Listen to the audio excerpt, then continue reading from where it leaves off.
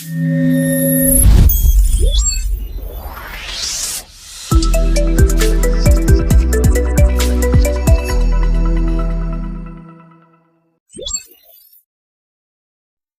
वालेकुम and welcome to Asian Maths Academy. आज से हम स्टार्ट करेंगे 11th क्लास का maths according to the new syllabus of 2025। तो आपका जो फर्स्ट चैप्टर है वो है कॉम्प्लेक्स नंबर्स। तो आज के लेक्चर में हम इंट्रोडक्शन टू कॉम्प्लेक्स नंबर्स को पढ़ेंगे कि एक्चुअली कॉम्प्लेक्स नंबर्स होते क्या है और एक्चुअली हमने उनको इन्वेंट ही क्यों किया। ठीक है, तो आपने ये वाली इक्वेशंस पढ़ी होंगी।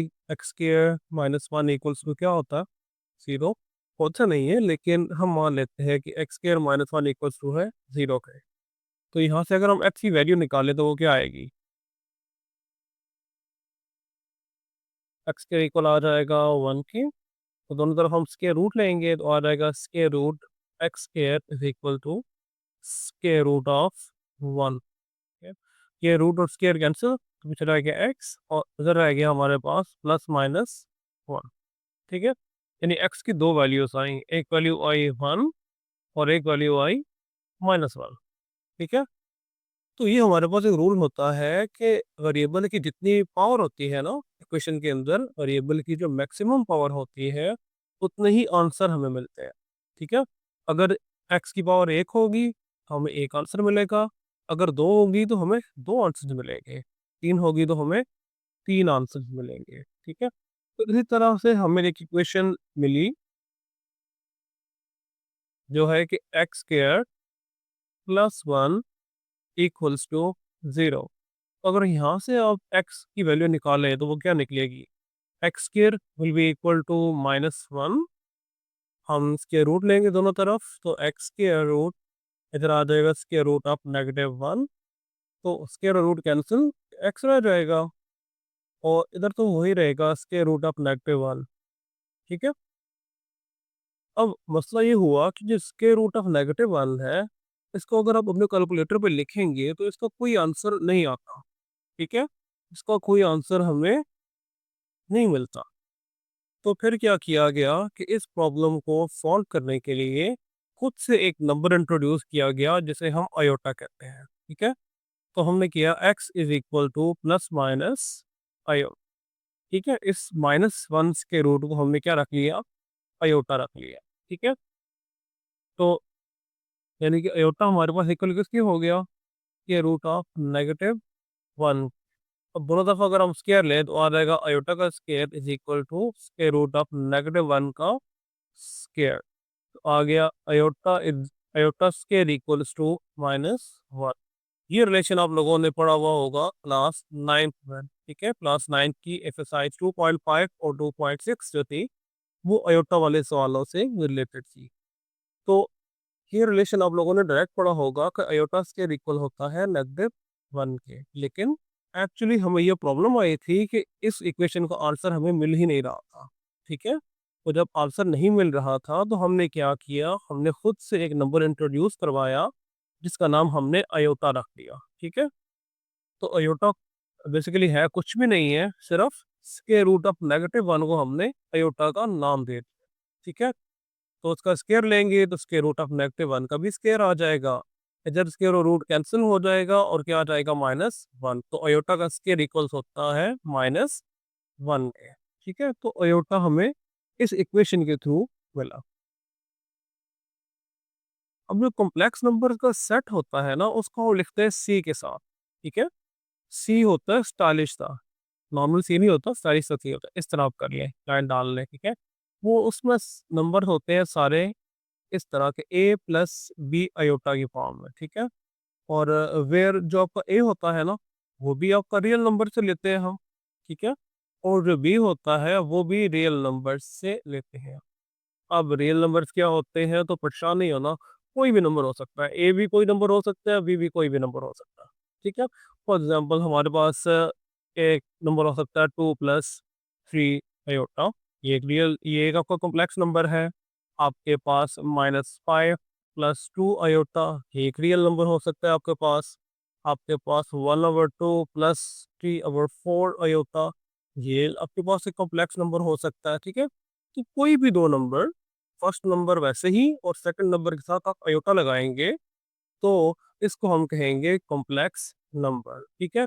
जनरल हम इसको ए प्लस बी अयोटा की फॉर्म में लिखते हैं, यानी पहला नंबर वैसे ही और दूसरे नंबर के साथ हम अयोटा लगाते हैं, ठीक है। और कॉम्प्लेक्स नंबर्स के सेट को तो हम सी से लिखते हैं, लेकिन अगर हमने एक कॉम्प्लेक्स नंबर लिखना हो ना तो उसको हम जी से लिखते हैं, जेड से, यानी हम कहेंगे z is equal to a plus b iota. हम जब चैप्टर सॉल्व करेंगे ना एक्सरसाइज को, तो आप देखेंगे हम बार बार यही लेट करेंगे, let z is equal to a plus b iota. तब तक तो आप यही देखते थे कि हम हमेशा एक्स लेट करते थे, let x is equal to this, ऐसे लिखते थे ना हम, let x is equal to something, जो भी वैल्यू थी, ठीक है। लेकिन कॉम्प्लेक्स नंबर्स में हम एक्स नहीं लेंगे, हम जी लेंगे, या जी वन ले लिया हमने, वो हो गया हमारे पास फॉर एग्जाम्पल 2 + 3 अयोटा। फिर जी टू हो गया हमारे पास, वो हो गया 4 + 5 अयोटा, ठीक है। कोई भी कॉम्प्लेक्स नंबर तो उनको हम जी की फॉर्म में लेते हैं, जी 1 जी 2 जी 3 कर ले, ठीक है। अच्छा, इसके बाद ना कॉम्प्लेक्स नंबर का मॉड होता है, ठीक है। मॉड, हमारे पास फॉर एग्जांपल एक कॉम्प्लेक्स नंबर है ए प्लस बी अयोटा।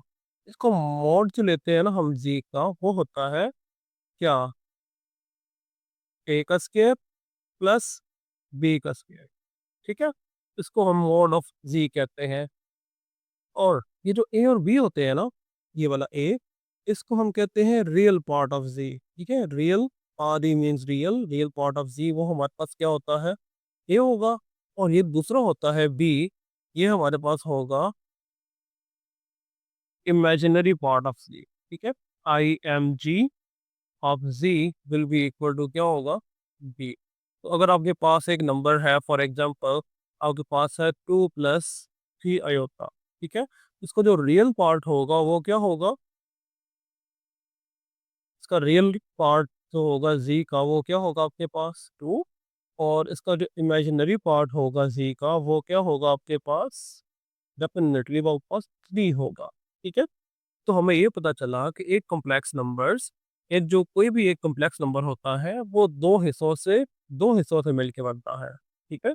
एक हिस्सा होता है रियल हिस्सा और एक होता है इमेजिनरी हिस्सा, ठीक है।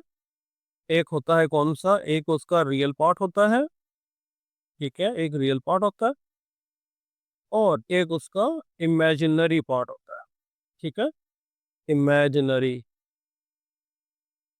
और कॉम्प्लेक्स नंबर्स को हम इमेजिनरी नंबर्स भी बोलते हैं, क्योंकि एक ख्याली नंबर्स होते हैं कि अयोटा तो कुछ नहीं था, लेकिन हमने खुद से -1 के स्क्वायर रूट को अयोटा रख लिया, ठीक है।